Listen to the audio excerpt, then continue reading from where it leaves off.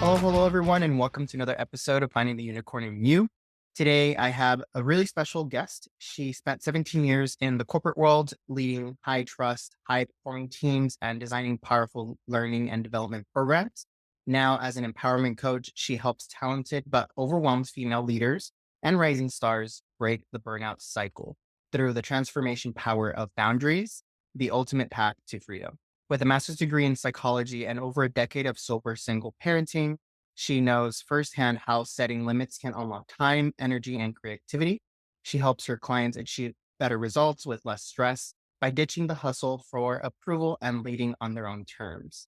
Her philosophy, the secret to success as a woman, lies in giving a fewer fucks. Without further ado, welcome, Kali Jaye. Hi, thanks for having me.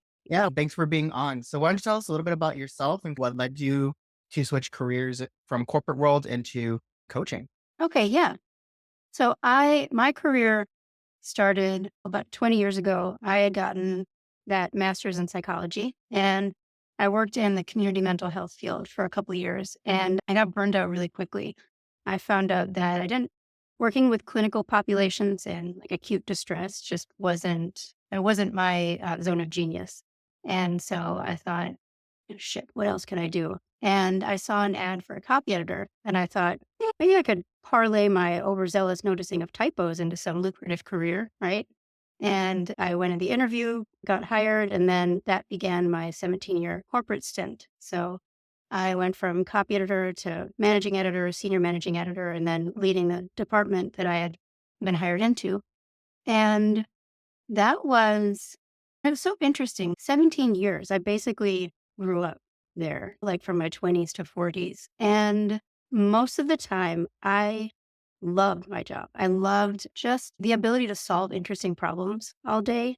I loved it was in a global publishing, scientific publishing company. So I loved the fast-paced nature of getting an article and then publishing it. And everything had deadlines and it was very sometimes chaotic, but always super interesting. And then in my leadership role, I remember when I first became a manager, I remember thinking, am I going to be good at this? Am I going to like this? Because I knew that with my personality, I was usually like a bit of a rebel. And I thought, am I going to be able to pull it together and be like, I thought as a manager, you were going to be like a robot or like like I have to have some sort of persona. And to my surprise, that wasn't the case at all. Like I just naturally took to management. It seemed really I don't want to say like easy because being a manager isn't easy, but it seemed fun. Like I love getting to see people grow and develop and I could see their progress, I could see what they were learning and I could also help guide them. And it was so interesting and it was like so fun. And then leading the department, I remember the difference between management and leadership. I felt as a manager, you have basically you have requests from the people you manage and you're in charge of their development to an extent. But then as a leader, it's like you have requests from the people below you that you're leading. And you also have these demands from people above you. And there was, I remember thinking that the higher and higher I get, the more I get promoted, the more I'll have influence, right? That's what I wanted. I didn't want power. I wasn't really chasing a title. Status doesn't really do anything for me. But I thought I have so many ideas and I want to be able to make them happen. And as I get higher and higher, I'll be able to make them happen more and more. And to my dismay a bit, I found that actually what increases is the demands. So it just meant that I was juggling more and I felt like I had almost less time and less ability to do that. And so then you have to learn like this whole new skill set, right? Of like how to persuade and how to manage stakeholders and all of that. And so that was an entirely new skill set. And I enjoyed that for a while too. But then eventually let's see, let me trace this back. I remember what did initially lead to coaching? In our company, there was this move to instill a coaching culture. And as managers and leaders, we went through this coach training program um, to develop coaching habits. And it was so interesting. And I thought to myself, oh my God, this is what I wanted to do all those years ago. And I got that master's in psychology. And it was so rewarding. Yet it wasn't even part of my official role. It was just something I was doing on the side. And then I got another coaching certification and I thought, yeah, I'll just have a few clients on the side while I do my real job, right? Um, but the more I coached, the contrast between coaching and then my other job, which I had been doing for so many years, and I was like, I knew there weren't a lot of like surprises at that point. I felt like the coaching was where the magic was, and that was like the new adventure for me. So then I found myself thinking, maybe I could do this full time. Maybe this could be my actual job. And here we are. So that's how it happened. I love that. And you said something that really resonated with me. You became a manager because you wanted more influence. And sometimes you get to see being starting from the ground level and moving your way up, you get to see the nuances of what works, what doesn't work. Managers make a lot of mistakes. And because they aren't real, they're so detached from the ground level that Mm. they miss little fine details that you as like a person that's doing all of the work and the weeds, as they say, you get to see everything. And when you get up to that point, you can realize that some of the decisions that they made are not actually their decisions, but it's political. It's everybody around them. It's the board. It's the executives, and they're pushing a certain agenda that is outside of what actually is good for the company. And you're like, wow, this is very demotivating. Like I thought I was going to be able to make these decisions, be able to make these changes, but that's not always the case. How did you get through those hurdles while you were in there? Yeah, you put it so well. That's where that skill set of being able to persuade, being able to truly influence, that's where that comes in because you're right. It's you realize that there's an agenda and sometimes it matches your own agenda. Sometimes it doesn't. And it's not necessarily because there's not like the man, right? There's one guy with one agenda no, everybody basically answers to everybody else. That's the way the hierarchy goes. But nonetheless, there is an agenda. The company is doing something in a certain way. They have a strategy, they have an agenda. And what is so hard is realizing that everybody in the company really is responsible for moving toward that agenda, for keeping that agenda in place, regardless of whether you agree or disagree with it. And so, as a leader, I found myself like, for me, the hardest thing was figuring out how to be transparent while also, how do I put it? Staying in my lane. I think what I mean by that is I always wanted to be as transparent as I could be because I knew as an employee myself, that's what I valued. But also, that was just what was effective. You can tell when a manager or leader is just bullshitting you, basically. And it doesn't work. It doesn't get you really on board. It gets you to do a task, but it's not motivating. So I don't want to do that. But what I wanted to do was be able to tell people as much as I could about why a certain agenda was happening but not so much that I was actually trying to make myself better by telling them, if that makes sense. I remember as an employee, I would think ultimate transparency is going to be the best, right? But then as a leader, you realize that while one individual employee might benefit temporarily from knowing everything you know about what the context, the department or the team or the group actually won't benefit because it doesn't really serve anybody's interest except for their own curiosity.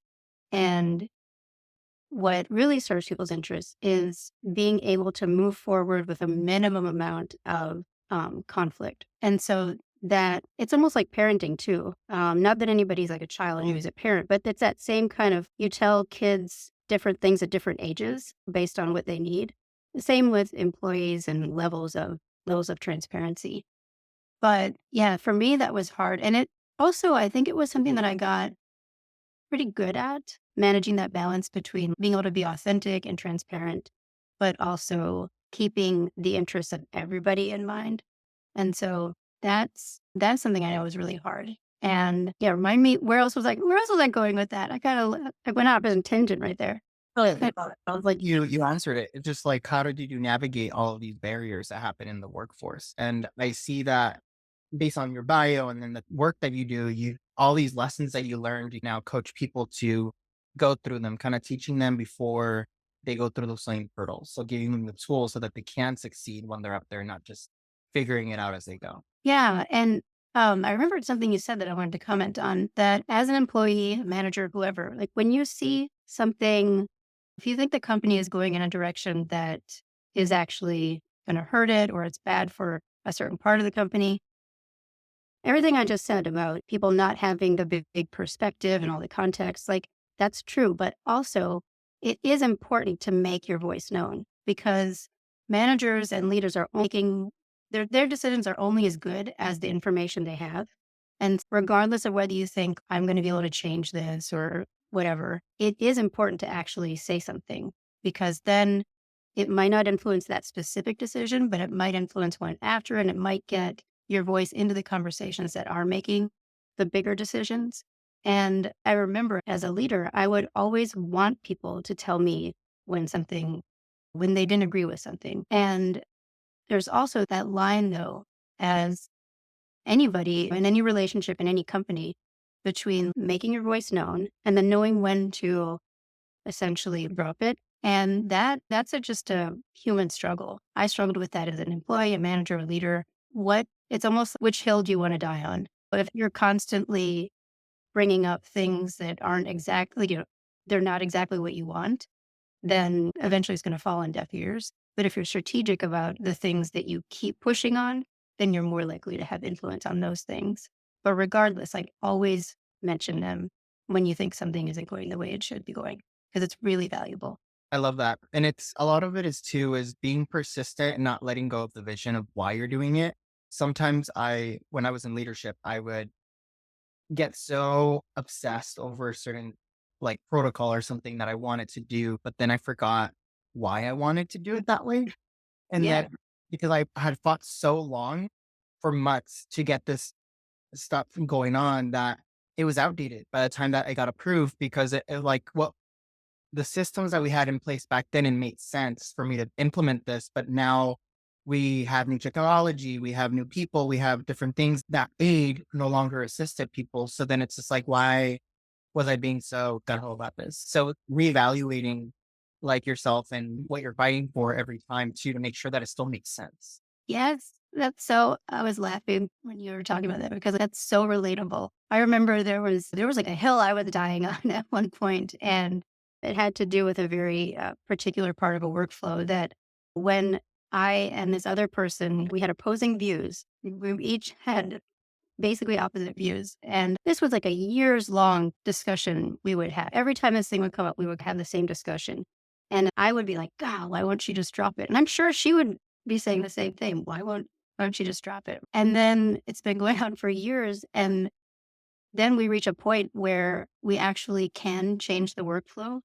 And I remember thinking, oh, shit, my point isn't even relevant now because that problem has already been solved, right? So yes, if you just wait it out, the problem solves itself a lot of the time. Oh yeah, most of the time it does. And there's certain things you need to like really make change so that it does make a positive impact. And there's other things that are just not that serious. And we need to detach ourselves from our pride, from what we truly believe in and see, is this going to really impact my morals in the long run? Or is this ethically going to like really change who I am? Or can I just let it go? Like there, for example, one big issue I had, when I was working in the nonprofit sector was that a lot of executive leaders tend to steal ideas and they will claim your work as theirs. It's very common because you as a employee are wearing a lot of hats, especially when you get into leadership. So people would want to say, "Oh, yeah, that new brat that was acquired, that was on me." And then I was like, "Wait, no, I did the paperwork, I did the grant, I did the writing. What are you talking about?" But then they'll deny saying, "No, that was all me. Like, I don't know what you're talking about, blah, blah, blah." And then if you try to challenge them, they will write you up and then you'll start getting like things. So it's okay. What's more important? Getting the credit or the impact that it's going to do towards the people. And of course, the credit is good. And now in hindsight, seeing it, I could still add it to my resume. Nobody can tell me that I can't write it to my resume. I still have the experience of doing that. No one's going to take away that experience. So right then and there, I need to let go of my pride I'm not going to get the acknowledgement from these people, but I can use this experience and take it elsewhere.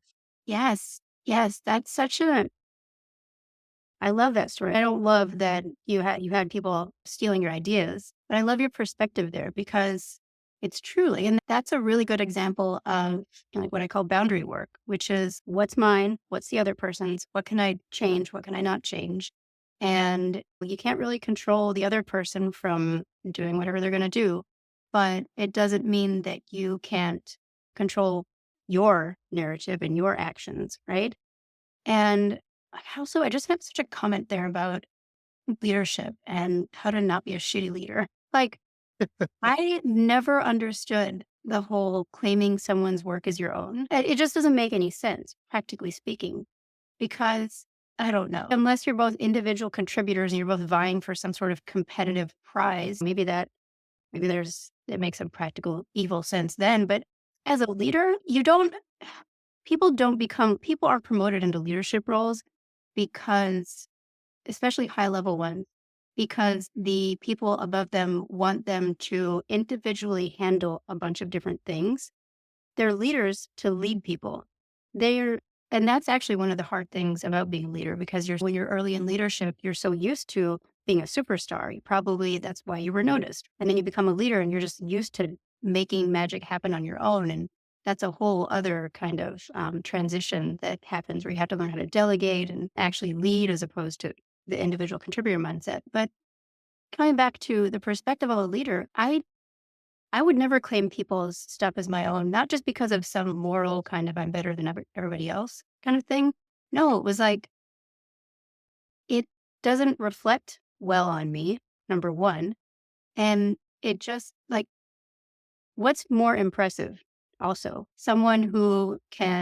A leader who can individually contribute to a bunch of different projects, or someone who can lead a team and who could point to this person. Look at what they all did. This person and that person really came through on this project, and I'm so proud of them. That's the kind of leader that looks better than the kind of leader that just apparently has all the ideas in the company and nobody needs anybody else. Yeah, I'll get off that soapbox, but I'd never, and I always thought like if people do that, I'm just like, that's the sign of someone who doesn't trust themselves. I completely agree with that 100%. And a leader is not someone who knows everything and can contribute to everything, but rather a person that can build community, like that can rise people up, especially when there's nothing to be inspired about. Especially during these tough times, we need people that have that charismatic servant leadership style because you may not be getting the sales that you want. You may not be getting the income that you want. But at the end of the day, if we keep pushing, we might, but you Right. have to get to that point, but be very transparent, be very honest, and really talk to people like people. I think the thing is that the mistake that a lot of people make is one, you try to hide the truth because you think they can't handle it. But who are you to say whether they're capable of handling that information or not? Because by withholding that information, it creates distrust. Because in their perspective, they're like, oh, they want to hold all this information to themselves because they're greedy, where they're trying to do it on a good perspective, but it's perceived a different way. There's a saying that my dad used to always tell me growing up: don't make something good seem bad based on your habits. Oh, I love that. Always find out, how is my actions going to be perceived, even if I have the goodest intentions? It makes me think of there is actually one reason to claim things for yourself as a leader, which is if somebody messes up on your team and the project doesn't go the way you wanted it to, that's when as a leader you say to the people you're reporting to or the people you're reporting the project to, um, sorry guys, I take credit for this project, whatever. You essentially say my bad as a leader. You don't throw the person under the bus because it's a learning experience for everyone and you are leading that team. It is your responsibility Mhm. to make sure that to oversee how things go, to lead people. And there's a leadership skill there about, say you are, say you're in a conversation with someone, with your employee, with a peer, and then with your supervisor and you're all talking about a project that the employee is working on. As you're talking, like what I would usually do if I didn't know how the project was going and if I didn't, or I knew how it was going, but I didn't know how the supervisor was going to perceive it, I would talk about it very generally as the project or this is what we're doing. And then if there was like critical feedback, I would maintain the whole we, our project. But if I sensed that there was a lot of like praise and people thought the project was going really well, I would call out the employees and be like, absolutely, so and so has done this really well. And so that I think it just demonstrates that you are leading a team. And it also it helps the people you're leading feel safe around you. And people do great work when they feel safe. It's so basic, but it's funny how often we forget that, right? I think goes full circle with the decisions that leaders make contribute or take away from burnout. And your lack of boundaries can also contribute to burnout. So, why don't we talk about like the stressors of all of this that we talked about and how it affects on the individual level? Like for me, burnout, I could tell that I was getting burned out when, interestingly, it wasn't necessarily when I was super busy. Some busy was maybe one of those like necessary but not sufficient things because there would be certain times that I would be super busy, but I would be having the time of my life. I would feel really creatively engaged. Working extra hours didn't feel like a burden. I really wanted to be working on what I was working on. But burnout, I can be working just a regular number of hours. I can be working a lot. I can have a lot of things going on or not. But it's more the feeling of, it's almost like you have a feeling of futility or like things feel like a task or it's like the juice is gone and it starts to you feel maybe resentful. You feel just like low energy and it's like a drag. That to me was what burnout felt like. And I knew that the minute I started feeling resentful about something, then I was overstepping my own boundaries somewhere. And what I mean by that is, so there's something that I learned in addiction recovery because I've been sober for 14 years. And they talk a lot about, in the recovery space, they talk a lot about resentments because resentments are usually what lead people to pick up substances, drinking, whatever, like to cope with them. And when you're resentful, you're like in victim mode. You're like, oh, if only so and so would do this, then everything would be great. It's their fault. You're resentful of like people, systems, environments. And it doesn't do shit to the person you are resenting most of the time. They don't care. They're just living their best life, right? Yeah. But it only really sticks with us. And in the recovery community, you're taught to really notice when you're resentful and get a handle on it so that you don't basically slip back into addiction. And in that way, it's super helpful to be in the recovery community because you have this gauge, right? Well, don't want that. Got to backtrack, right? Hmm. And so just in like regular life, I would notice when I was burnt out and I was feeling resentful, the reason that I say it tipped me off that I was overstepping my boundaries is because we only get resentful when we think other people should do something differently, or we think like we want to be able to control them. We want to be able to change what they're doing, or we want a system to be different, right? And all that does is take away our own personal power. Because coming back to what you were saying at the beginning about so and so could steal your idea if they wanted to, you can't control that, but you can control your own story and your own actions. I would step back during a burnout time and be like, okay, like where am I just telling myself a story about if this person did something differently, my life would be better. Okay. And I would find that. Maybe it's like, I wish this editor talked to me differently, right? Okay, what can I do about that? I can't necessarily change their personality, but I can stop expecting them to be someone that I think they should be. I can just deal with who they are. And I can maybe be around them less, or maybe I can just find it amusing, right? Look at so and they don't know how to talk, or just make a joke of it in my own head so it doesn't really bother me as much. And I would find that when I would do that kind of stuff, see it as a little bit absurd or just make a joke, I would feel almost endearing about the person. Let's look at us. We're just two humans trying to do this human thing. Aren't we funny? So things like that. And then there would be the matter of sometimes it's just like a workload issue. And it's a workload issue because you're doing work that isn't, if it was all creative and fun, it probably wouldn't be a workload issue. But somewhere in there, there's like a bunch of stuff that you don't want to do usually. And that for me would be the key there would be like, okay, is there something I could delegate? Is there something that I could improve some way? Or is there something that I could just basically have a conversation with my own manager about whether this is actually necessary? And if it is, can we change it? Instead of just, no, I guess this is life. Mhm. I just have to do this, right? And being resentful of it. What action can I take? I really like that.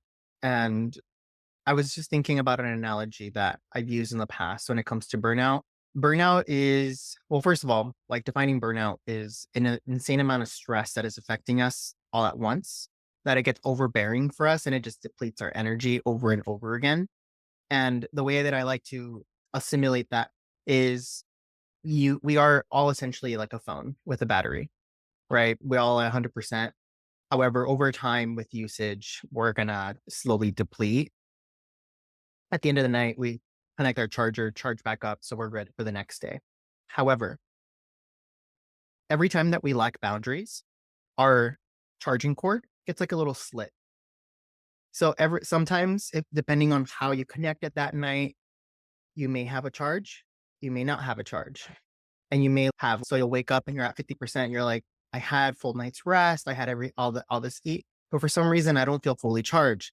But it's because you let those stressors really impact you and you didn't do anything about it to alleviate the stress.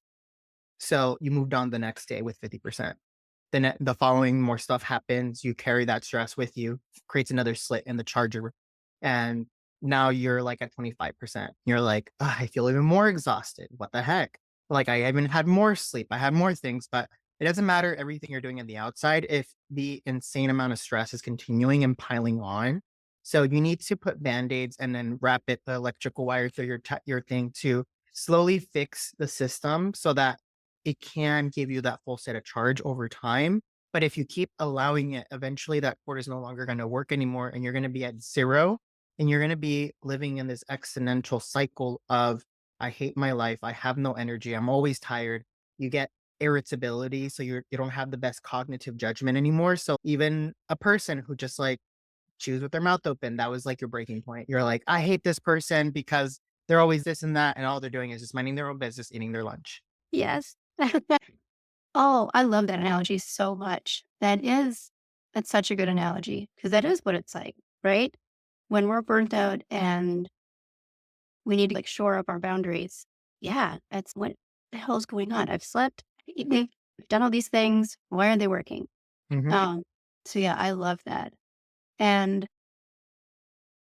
I always think of the one of the kind of telltale burnout or burnout is either here or it's approaching that I can see in other people, because sometimes it's easy to spot it in others and ourselves, right? Is when people will just say, I can't take a vacation. I have too much. Too many responsibilities. Or, okay, I can take a vacation, but I'm going to take my laptop. Or I'm going to have to, that whole have to, right? 'Cause actually, we don't ever have to do anything. We're adults. You can actually do whatever the hell you want. But in those situations, and I know how it feels too, it's going to take me more time to set up my out of office coverage and to explain this and put this in place. Why don't I just take the laptop? It'll be easier, right? It'll be easier if I'm just on call. It always sounds great, but it's never true, right? Right. And also in that instance, of course, it feels overwhelming to think about like doing all the front loading stuff that you need to do to take the vacation. Mhm. But if you do it and you step back and you actually let yourself rest, and it's surprising how hard it is to actively try to make yourself rest. It's Oh, yeah. taxing, right? Oh, yeah. I'm going to rejuvenate myself, damn it, right? Yeah, I think it just takes practice. So maybe it's not, all right, I'm going to take a 2-week vacation right now. And maybe that's too hard. But maybe I'm going to take Friday afternoons off, or I'm just going to take these couple days off and just like getting in the habit of doing that front loading and doing the things that you need to, and then actually unplugging and having something go wrong while you're away and coming back and solving it. And then realizing that the thing you were afraid of, what if something goes wrong and I'm not there to handle it? Or what if something goes wrong, somebody else handles it really, and it turns out they don't need me. Have those things happen and then move on with your life and realize that, oh, actually, the thing I was afraid of isn't that big of a deal. Right. Mhm. Yeah, and you have to condition yourself to take those micro breaks, and interestingly, there was a study that was conducted, I wouldn't say 6 or 7 years ago, that said that, people tend to feel more relaxed and more sense of ease when they take micro vacations versus a 2-week, 3-week long vacation. So having a 3-day weekend, like, once a month will make you feel a lot better than that 2-week vacation. Yeah. Yes. That's so true. I love that. I love that study. It reminds me of when I was working in community mental health. So I had 7 weeks of vacation, which seems like that's amazing, Yeah. right? But it would have been amazing if I had really loved my job. So there's but it wasn't because I had earned 7 weeks over some long period of time. It was that they knew that this is a high stress job. And really, people do need to be able to take at least a week of vacation every quarter. So the minimum was 4 weeks of vacation. Yeah. And I have always carried that with me. And I've always thought that should be the way it is because Yeah. you should be able to replenish yourself every quarter because that's just from a practical standpoint. That's when you do your best work too. So you are going to be more productive during the rest of the time if you're actually functioning. Yeah, and you have to think back when we were young and we went to school, did all the work, but the things that we were really excited about was when vacation was coming in. You're like, "Oh, I have that 3-day weekend coming up. I have that 1 week for spring break. I have that 2 weeks or 3 weeks for winter break." So you had something to look forward to, so it gives you ammunition and to motivation to continue going.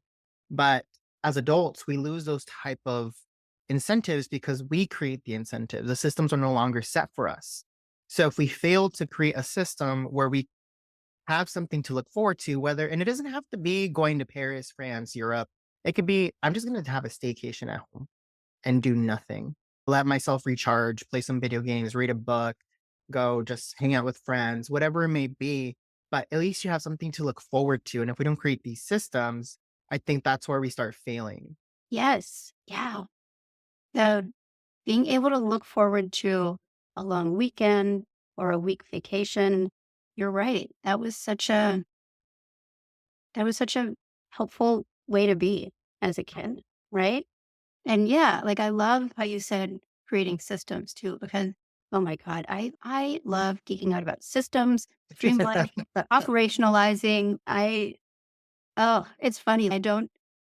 I sense and I know that when I say streamlining, I have a very different it evokes much different things for me than it probably does to other people because I will say that word to other people and I do not see a glimmer in their eye. But for me, it's how do I explain it? I love looking at a problem, in this case, like, how do I spend my time? And trying to figure out the best solution that is almost like, what's the short-term solution that's gonna lead to long-term success? Or what can I do right now that is really gonna pay off in the future? And it's almost like hiding Easter eggs for yourself, right? If I do this right now, then, like, future me is gonna be really happy. And then when it happens and future you is happy, it's I don't know, it's like a game. I love it, Mhm. right? So yeah, designing almost like a vacation system. Ooh, like my quarter or my 6 months or my year to hide Easter eggs for myself and get to enjoy them. Exactly.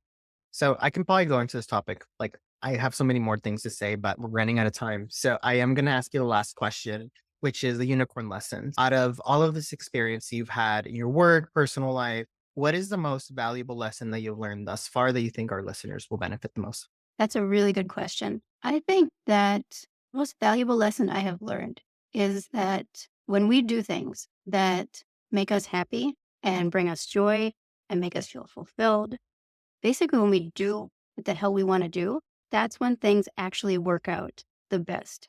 Not just for us, but for everyone else. I've seen this in myself. I've seen this in other people that I've coached, that I've led, that I've managed. I see it in my son. Just as humans, who are kind and want to do good things and want to be good people. I don't know where it comes from. Is it religion? Is it whatever? But there's this thing about help other people, do good for other people, be selfless. help serve. We even say like servant leadership, right? And that's all well and good, but you can't do it if you're not making yourself happy. It's like this interesting paradox. And I have tried making other people happy at the expense of myself, and it does not work. It doesn't, obviously, it doesn't make me happy, but it also doesn't even make them happy usually because I'm not that good at it because it's not doing anything for me. And so I would say the most useful lesson is like, if there's something that you want to do, just go after it. Hmm. And whether that's a project, whether that is a vacation, go after it. And for some reason that I can't explain, things will work out much better if that is your guiding light. And there's a caveat there. Like sometimes people think, if I just do what I want to do, am I going to turn into some like raging narcissist? Am I going to be an asshole? If you have that question, then the answer is no, you will not. If you are some sort of a narcissist, you're not going to have that question. This isn't for you. Like you never grapple with, am I being selfish? That's not a question you ask. So if you're asking, am I being too selfish? The answer is no. Be more selfish, and things will work out better, not just for you, but for everybody else. I love that. And it's that self-reflection that will differentiate you from a natural narcissist. Like, because the individuals that are like that lack that self-awareness. So the fact that you're saying like, "Hey, am I like this? Am I like that?" Or you're checking in with yourself, you're fine. So I love that. I love that was a really good piece of advice. Yeah, thank you. But this has been an amazing interview. Thank you so much for taking the time out of your day to be here. If our listeners want to hire you as a coach, get in contact you, or follow your journey, how can they do so? Yeah, they can find me at probably the easiest is my website. It's KaliJay.com. And then I'm also on LinkedIn, but I don't do other social media because, as I told you, I just do what I want. And I don't want to do other social media, so I don't. Nice. And for listeners, if you don't feel like you have to write all this down, if you scroll down in the show notes, you'll be able to see all the links there. And if you go to my website at rainbowcareercoaching.com, go to the Unicorn Wall of Fame, you'll see Callie on there along with all the other unicorns that have been on the show. You'll see a summary of this conversation, a little bit about her and her links as well. And I believe you have a freebie for our listeners, if I'm Oh, I not. do. Yes. First of all, I'll spell the URL. And so KaliJay.com is KaliJaye.com. And then, yes, I have a freebie. So I have the bullshit decision tree. So if you're dealing with some bullshit in your life and you need to figure out what to do about it, I have a little decision tree for you. So you can download that there as well. That's amazing. Thank you so much for providing that. I think I'm going to use it myself. And I created it for myself. That's why it exists. I love that. We create the tools that we need and then others will also benefit it from. Listeners, one last reminder, don't forget episodes come out every Friday at 7 a.m. And don't forget to use Callie's unicorn lesson this week into your own life. Any last words before we wrap up? Just thanks so much for having me. This is delightful. I had the best time. Yeah, me too. Thank you for coming on and thank you for being here and everyone tune in until next week. Thanks. Thanks.